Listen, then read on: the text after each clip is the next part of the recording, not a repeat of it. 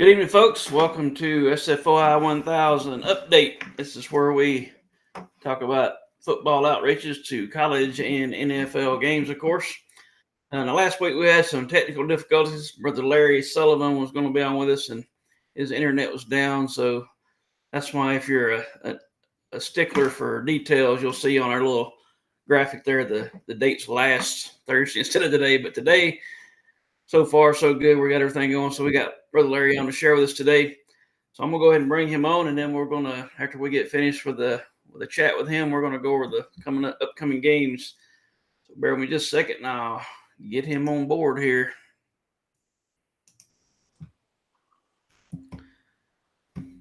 Hey, Brother Larry. Hey, I'm brother, good. How are you doing? We're deal, doing good deal. great. You got a new office? No, we moved and built a new place by my son, and it's got a little room in here Okay. that's got my books and a little prayer Cool. room I like here. So it's a little bit different than what you've seen before. Yeah, we've moved since last time you and I chatted on here too. We live in a different place now as well. So I got one of the bedrooms as my office, so I got all my gadgets and books and stuff in here. My disaster office. I'm glad you can't see but this part of it, because the rest of it's kind of a wreck. Anyway, thanks for joining me. And Larry is the evangelist to University of Alabama football fans. And how many years you been doing that, Larry? Well, I was just looking last night. Facebook has every once in a while they move around and show you pictures that were a certain time ago. Now, they showed me some 7 years ago, and I know that we had been there 3 years before that picture was taken. Okay, cool. So that's the one area that we're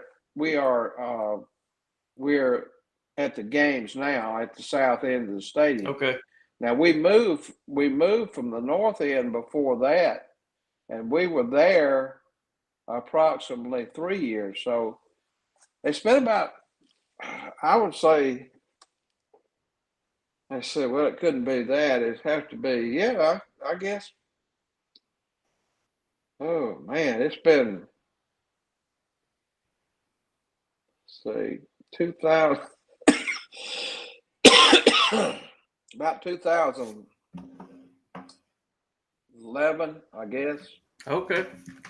That's a long time. What keeps you going back? Well, I've enjoyed over the years, and I feel like the Lord wants me to do it and go there and share and give out tracts, and I give out talk to people about the Lord. It's been a blessing. I'm getting to the stage now. I'm about ready to retire. I'm 77, and I've got one person that goes with me that's always faithful to go there with me, and sometimes I go by myself. So I'm just getting to the stage that it's about time I let some of these younger guys step in. So far, I haven't been able to inspire anyone from this area to do it full time. We got some guys from Birmingham that would probably come down.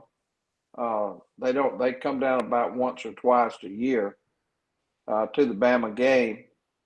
But I don't know. I just I'm really about ready to. I teach Sunday school, and I spend a lot of time on my lesson there. And so the older you get, the less you want to go, I understand. I'm right behind you.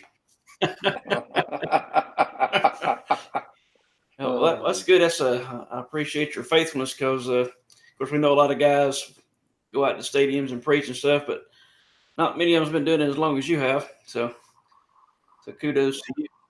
Yeah, we've been there. We've been there a while. That's good. Why do you think it's important to be there, I guess, all the time? Well, for one thing, people hear the gospel. That's what our main purpose is to sow seed from the gospel. Also, I think it encourages the believers that are there. I have a lot of good feedback this weekend. A lot of people coming up thanking me for being there. Over the years, it's been that way. A lot of good folks say that they'll come up and thank you for being there. And then sometimes you get the other group, Oh, yeah. not real happy for you to be there. But by and large, it's been a good group. It's been a good experience as far as having any problems with people that are opposed to your ministry. Right. There. I give away some things that I've started giving away these fans that has Jesus Saves on. It's a little round fan. I give away some of those for years, and it really opens things up for me. People see that I'm not just there trying to take something or wanting something from them, and so it's also hot during those early games, and they love those fans, and it's still got the Lord's name on them. Now, over the years, I've also have given away these $100 bills, big $100 bills that had Saban's character on it, and guys made those back when Alabama won the first national championship in 2007, and then we got a hold of those and give out hundreds of thousands of them. As people get them for souvenirs, and it's got a nice track on the back of it. So we don't know what I don't know, what the Lord has done with those over the years. Just like anything else, the Word accomplishes whatever He has for us. That's right. That's right. Speaking of that, I know a lot of people probably ask you the same thing. I could ask the question in kind of various ways, but sometimes it's kind of put like, how many people have you led to the Lord? Which I think implies how many people have you convinced to say the sinner's prayer. So what would you say to someone that asks you something like that? Well, they say, how many of you led to the Lord? I say all of them. Amen. Right? Every one of them, I brought them to the Lord, But I'll always say, well, brother, I don't know about the fruit. I wasn't called to bring forth fruit. I was called to teach the message, spread the message of Jesus, and the Lord will accomplish whatever He has for that. So I'm not in the. Now I have actually seen, even at where we're at location now, another evangelist used to go out with me.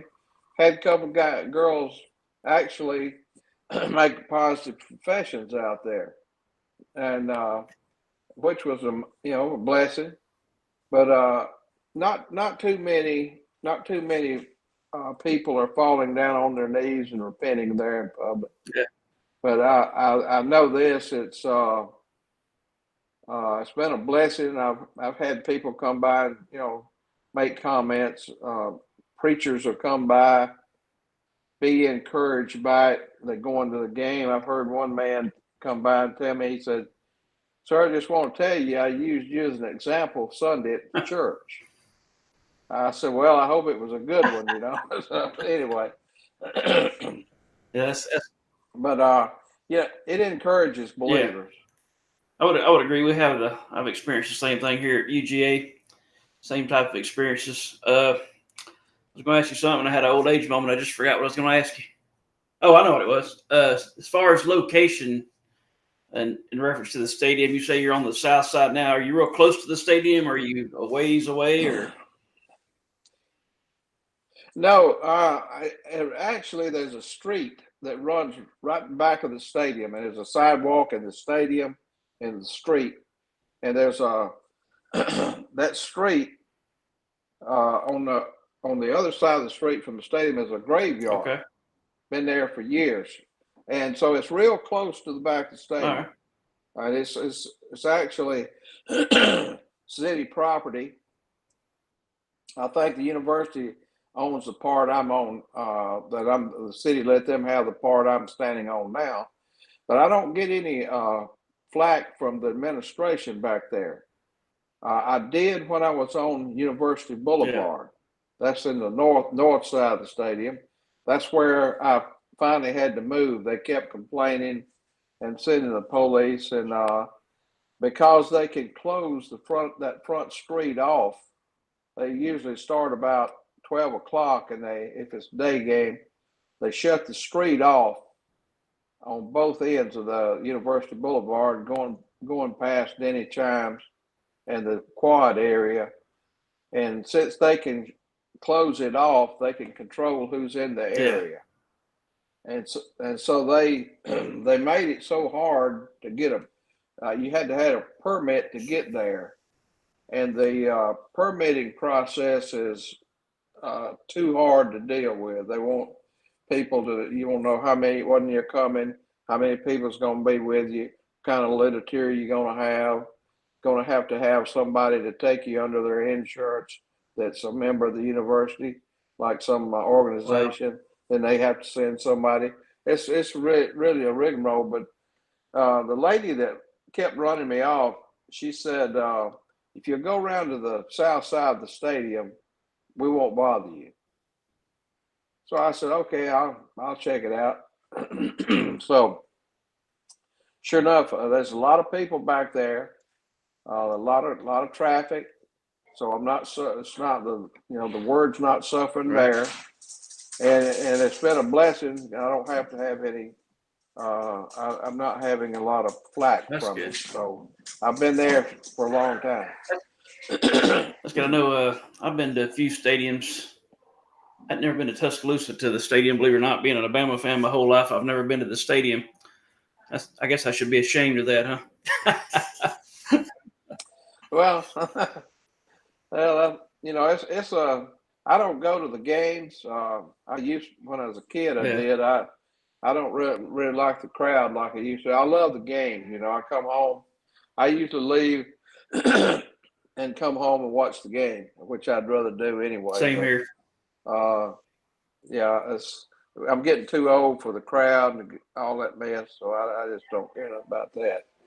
But it's fun seeing the people. Yeah, we go and we leave at kickoff time. We usually shut down and leave. We're there about 3 hours prior, and we're right beside the stadium. It's something else I was going to ask you, because with us where we're at, it's a good spot, but it's we have a lot of competition as far as noise goes, because stadium music and stuff. Does that affect you at all, or is it pretty quiet?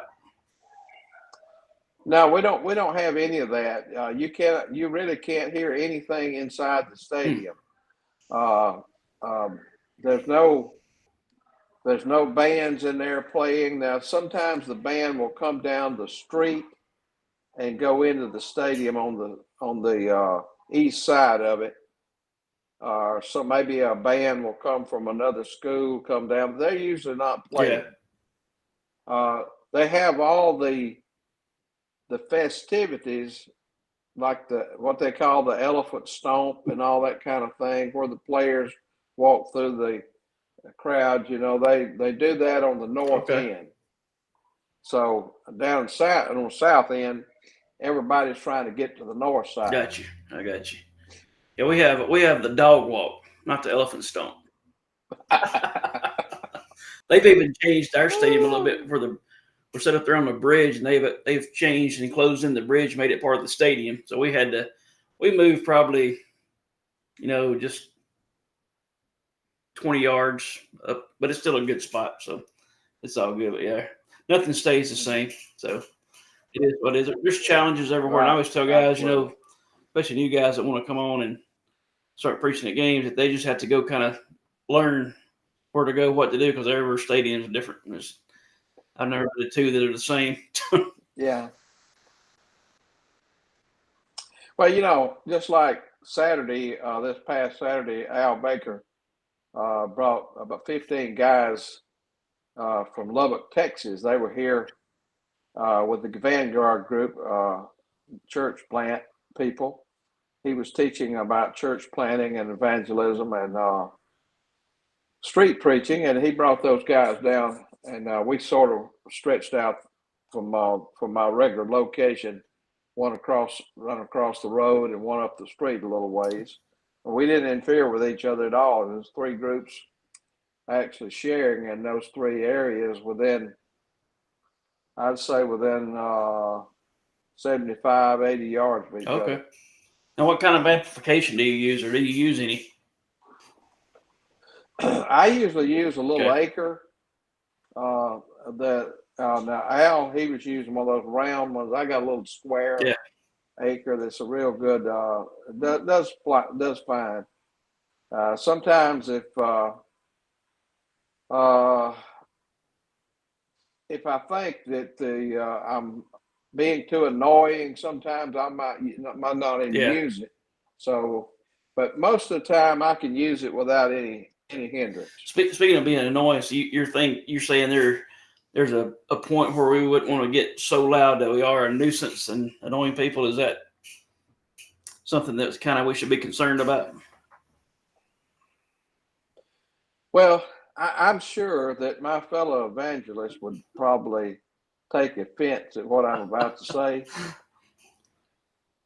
But I have, if you've ever stood back and think about what's going on, if you get one of these 5-mile hailers and set it up on a post and yell into a crowd for 3 or 4 hours, and never give the crowd or any relief, you really get annoying. I know you're trying to share the word, but here's what I've come to this realization. Those people have a right to come to the game without being annoyed by noise. They didn't come there to hear you preach. They didn't come there to hear the message of the Bible or be preached to or hollered at and annoyed with a bunch of constant chatter. So what I try to do is keep my noise level down and give the crowd a break every once in a while by not preaching, but just giving out tracts, talking to people. Because if you'll sit back and watch street preaching happening, and you're in a place and you're just drowning everything out with your amplification, I believe it can get annoying. And so I don't think we're out to, personally, I don't believe that the evangelists should annoy people. I think they should share a word and a message in a way that's not noise pollution. Yeah, I don't know if that makes sense to you, but I don't disagree with you. I try to, of course, I've talked with Bill. I'm sure you have too about noise levels at the Super Bowl, especially. When I was a team leader, we'll talk about using a hailer and stuff like that. Which I've got a 1/2-mile hailer and a Bose S1 too. And at our stadium, I agree with you about not being annoying, and I probably am sometimes. But our stadium is so loud because they've got this giant scoreboard close to us with a big old sound system. It's so loud there that it's really hard to even be heard, really, a lot of the time. And we adjust the volume accordingly. Like when we're there early and there's not many people out, it's down pretty low where you can just be heard. And then as the stadium speakers get all cranked up, you have to kind of go a little louder. And you get thousands of people there, you'll get it too. But yeah, I don't disagree with what you're saying at all. Just I don't want to go out there because the message is annoying enough to a lost person sometimes that we need to make it more so, right? Well, I just as especially when you're around. Right. Of course, we're not around any businesses there at the university. I'm talking about just if you were on your street in your town or whatever. You know, we have to have some common sense about what we're doing and some courtesy, even though we feel so strongly about the word reaching people. Yeah. And so it just over the years I've tried to say, I need to be careful with my voice, my volume, and make sure that I'm just not people, 100 yards from me can hear because the people that's 25 yards away from me it's just blaring them out. The kind of rule of thumb I've used is if I can't have a conversation with somebody right there by the preacher, it's too loud. That's kind of the way I judge if it's too loud. If you can't have a conversation, because we do a lot of downtown on Friday nights, some guys will come down and set up a whiteboard with a question, and it kind of generates conversations as we're preaching. And so we certainly don't want to blast them as they're preaching. And like you say, you don't want somebody coming by and get their ears rung just because you want to be here. I have, of course, we all know guys that get out there and get the half-mile heller and turn it wide open and see if they can get it heard 3 or 4 miles away. But yeah, I agree with that. I like I don't want it to be annoying. I want it to be heard, but not ear piercing, I guess. And I'm not going to say I've always done that perfect. I haven't always, but I appreciate your wisdom with that, because you've got some time in your wisdom, and I appreciate you sharing that with us, because I think it's that's a needful thing to hear, because I think we all kind of grow in a sense over time, and hopefully get there where we're balancing things better and not being that nuisance on the street, so to speak. When I first started street preaching, before I started doing this, I went to California to what's the name?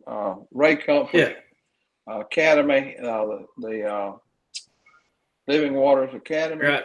And me and my pastor.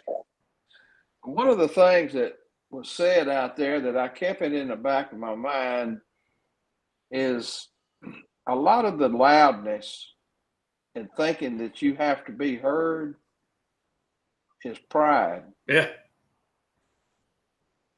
And you don't necessarily have to be heard by 25,000 people. That's right. You got maybe one in the crowd that's actually listening. So that's really your focal point. So, but what happens is we think we've got to, convert, 4,500 people at one time with our voice. Sometimes that's really misunderstanding what we're trying to do. And so that's where I am with that right now. And I'm sure that some of my brothers wouldn't agree with that, but bless their heart. Maybe they'll grow in wisdom one day, right? And I appreciate you sharing it. Because I agree that we do need to be wise, and like I said, I haven't always done it perfect.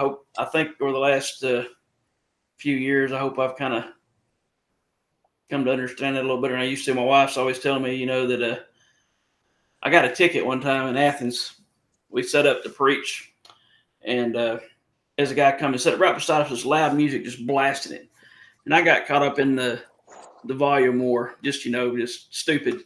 So I turned my amp up, so I could preach over this guy that was going over just to drown me out. And all of a sudden, 4 or 5 police officers show up, and I ended up getting a ticket, having to go to court. And the DA, she was super sweet. She kind of just threw it out, but I explained to her, how long I've been going down there. I said, I got caught up in the moment. I was stupid.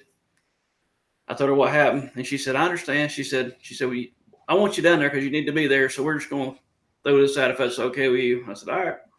And so that kind of reminded me, my wife got on to me and said, she said the same thing you said. You don't have to be heard 3 blocks away. And I was like, I know that. and I try to live by that. But that one night I kind of got a little happy.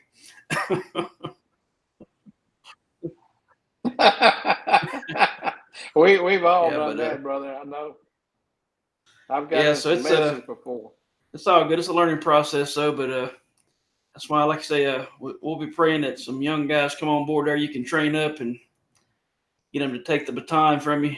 I know there's no retirement in the Bible, but I also realize as I'm aging too that it ain't what I used to be. I used to walk like 2 miles to the stadium every home game years ago, and now I'm doing good to walk a quarter of a Well, mile. the biggest. Well, I don't have to walk that far. My Yeah. wife brings me to the street behind a block away, and I get out and come down there. But the sun, for about 3.5 hours, that sun that's beating down on me, it really takes a toll on me. Yeah. And so, like I said, I'm not in good a shape as I used to be. Same here.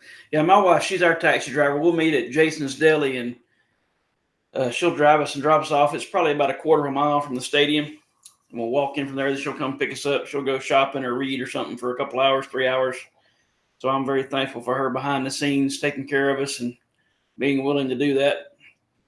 But yeah, Yeah, that's the same but way. yeah, we have when we us. have like afternoon games. It's when the sun really comes over the stadium. It's right in your face. Early in the season, it's hot, but it's starting to cool off a little bit. Hopefully for me and you both. So won't be too bad.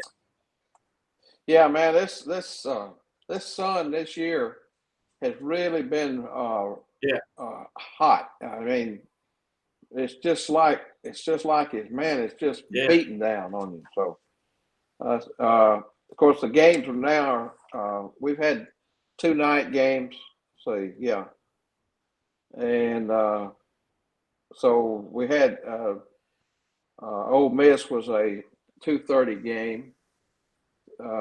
I'm not sure about how the others will go, but it's not real bad in the afternoon. But now I found me a new place right there where I am. I'm just getting over in the flower bed under a tree now.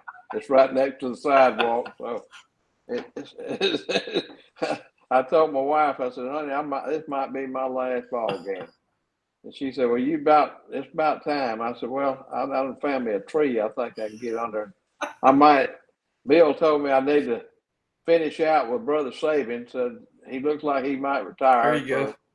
Both of y'all retire right at the same time. He might invite you over to his lake house and go fishing or something. Oh man, he's down in Florida now. He got a 14.6 million place down in Jupiter, Florida. You know that? Oh man, yeah. He's done bought a place down there. You know, Georgia. He had a place in Georgia. I think he sold that. I'm not sure now, but I know he just bought a place down in Florida. Well, good for him, I guess. More power to him. Go and enjoy life when he retires. Well, I tell you, he's been a blessing to our town. They have built a lot of stuff around the football program here. A lot of money come in Tuscaloosa. Well, we needed it, but you know, everything in. That's right. It all comes to an end, does it not? Sooner or later. Yeah, everything. That's like people always say, dynasty's over. I'm saying, well, to have one get over, you have to have one. Have you got one? So it's funny. Well, hey, brother, I've enjoyed the chat, and I'm gonna give you the final word, whatever you'd like to share with us, and words of wisdom, and then I'll let you get. Okay, you guys, younger fellas out there, we need you in this street ministry. We need to take back our streets for the Lord Jesus. I wish I had some youthful age. I wish I was back about 20 or 30 years, but I'm not. And so, if Lord is giving you a call to do this, it takes a special call to street preach. Not many people can do it because it's entering someone else's territory. You have to have wisdom and understanding, and you have to have some courage that the Lord gives you.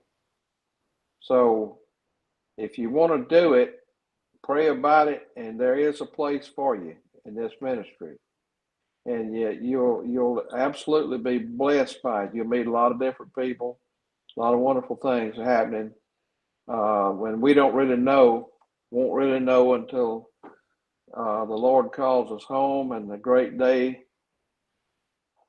what actually happened with the tracts and the information that was given by those that are faithful enough to do it. All right, brother. Well, I've enjoyed the chat as always. I love you, appreciate you, and thanks for your faithfulness. And we'll be praying for some young blood out there. And we got some guys hopefully coming up our way down here to take the mantle, hopefully from us when we get to that point where we have to step off the street. All right, brother. I understand. God bless you. All right, brother. All right, we'll see you. See you later. All right, folks. There it is, Brother Larry Sullivan. Great guy, awesome guy. If you ever get a chance to go down to Tuscaloosa and hang out with him at a game, I would encourage you to do so. We just heard he has a lot of wisdom from years of ministry on the street and down around the stadium, and we can all learn from each other. That's one thing about Sports Fan Outreach International that's so great, is there's so many of us that we get to interact with each other at different times and different places, and we can learn and glean from each other and get better at what we do. And that's what we want to do. We want to always be improved. We never want to sit still and be stagnant. We always want to be, be working toward improvement. We're never going to be perfect. We're never going to arrive. We're never going to know it all, but we can always take baby steps and improve. So without further ado, I'm going to share my screen, and we're going to go over the games for this week. We've got some college and NFL games coming up. So let me see if I can get this technology working in my favor. Here we go. All righty. Here we go. I'm going to hide myself right quick.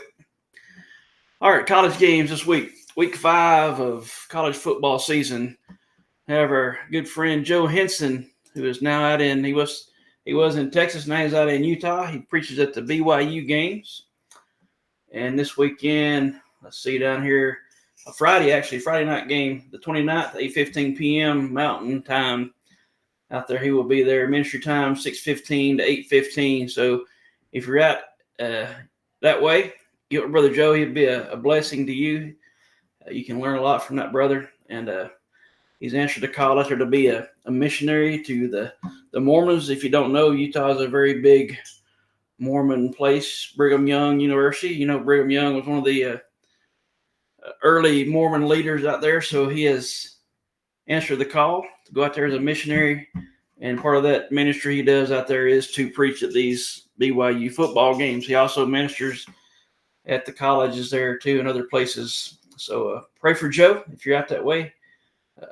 Look him up and join him. Then we have Brother Joe Toy, North Carolina State games. And it's a great brother as well. He's been preaching on the streets for years. A lot of wisdom that man has. So I would encourage you as well, if you get a chance to hang out with him, to do so. And if just to put in a shameless plug here, if you are looking for a place to hang out with these guys, you don't have to necessarily travel to where they're at. You can, because most of them will be at the Super Bowl in February, Super Bowl outreach. There's about 90 to 100 men will be there. And ladies, they can come too, obviously, but sometimes we have husband and wives team, but these guys will be there. And that's one great thing about that 3 to 4 day event. According to when you come in, you get to fellowship and hang out and glean from these people that have been doing this for years. So Brother Joe, his game is Friday also, 7 p.m. kickoff Eastern time, ministry time 5 to 7. And we have my good friend David Day. David Day, he preaches at the Auburn game. He's been doing it for years over there. His game is at on Saturday the 30th, 2:30 p.m. Central time. Ministry from 12:30 to 2:30. And Brother David, he is responsible not just for Auburn fans this week, but also for my University of Georgia fans, because UGA will be traveling to Auburn this weekend to play Auburn. So Brother David has the responsibility not only for his Auburn fans, but also for my Georgia fans. So I'm thankful that when Georgia goes to Auburn or even Alabama, wherever, to play football, the fans that travel still have an opportunity to hear the gospel and see ministers on the street. And that's a wonderful thing about what we do is when they travel the team, there's a good chance they're going to hear the gospel even there. So pray for Brother David. He's a wonderful man. Been doing this for quite a while. So just get with him if you want to go preach at Auburn. I think he preaches down around Toomer's Corner, which is, if you're not familiar with Auburn, it's not right by the stadium, but it's a famous corner. There's Toomer's Drugs. Cross the street's been there for years. A beautiful place, a perfect location. Auburn is a beautiful little city. We went down a few years ago, and it's a great place to go, pass out tracts and preach, and a lot of foot traffic. Nice folks, like I say, beautiful city. So I'd encourage you to get down there when you can. And we have Brother Ryan Denton, who's out in Texas. He goes to the Texas Tech games and preaches at the university. He's also a church planter. He's with an organization called Vanguard. I don't want to mess it up. I know that said I won't call it. It's like a new denomination, basically, when there's planting churches out west there. And he's helped to plant several churches, doing real good. This brother is a very, very wise man. I call him a young man because he's younger than me, but he's a great guy. He loves the Lord, loves people. And so he's at Texas Tech, and their game will be Saturday the 30th, kickoff at 2:30, ministry time 12:30 to 2:30. And we also have Miss Dorothy, who will be there at those games too. She goes down and passes out tracts as Ryan preaches, and she's been to several Super Bowls. I've seen her at many places. She's a wonderful lady, loves the Lord and loves people. So you can also get with her and hang out with her, and you can get a lot of wisdom from that lady as well. She's been doing this for quite a while. We have my good friend here, Francisco Nieves, my Navy friend. He's currently in the U.S. Navy. Awesome brother. He goes out and preaches, and he does the University of Texas games. His game is going to be Saturday at 2:30 Central Time, ministry time 12:30 to 2:30 as well. But Brother Francisco's a great guy, a wonderful brother.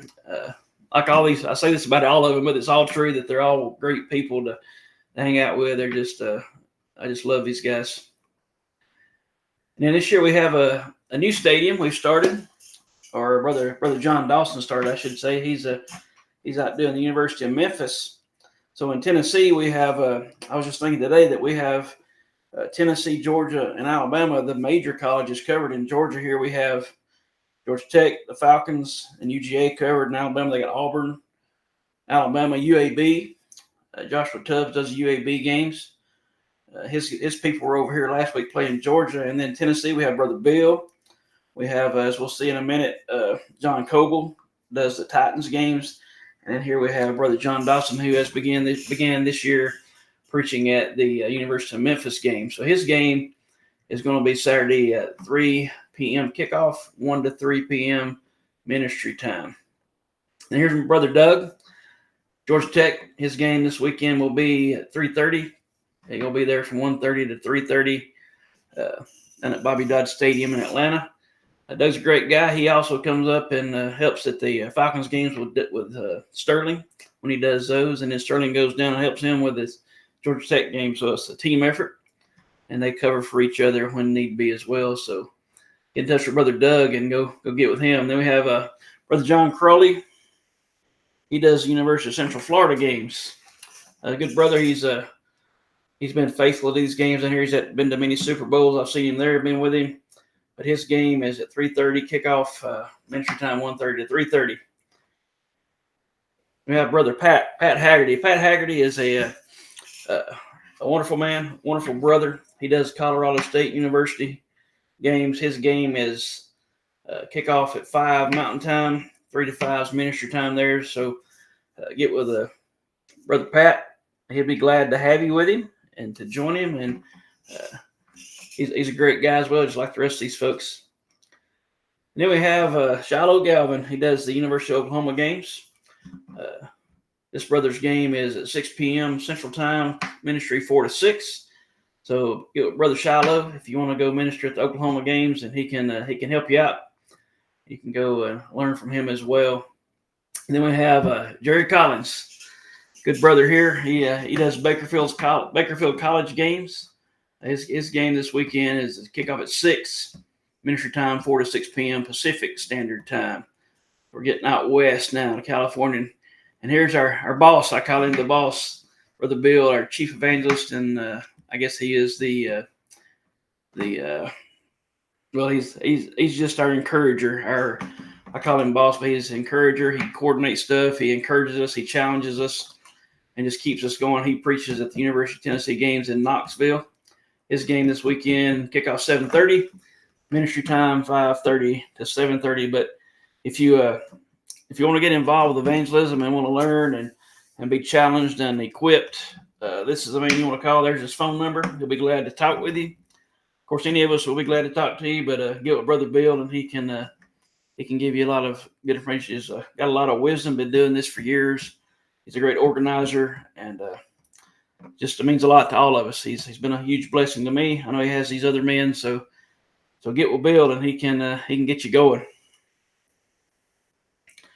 Well, there's me, but I don't have a game this week. My guys are going to Auburn, as I said. So there's the college games for this weekend. We're going to draw this up and look at the NFL games. All right, tonight as we speak, I guess the game has already started there. Heath and Dan, they preach at the Packers games. Their game was tonight. Kickoff at 7:15 Central. Ministry time was 5:15 to 7:17. So they just finished up about half an hour ago. But Heath also teaches Keep Your Finger in the Text classes. There's taking reps, and then there's Keep Your Finger in the Text, which is a more in-depth kind of a beginner where you want to start.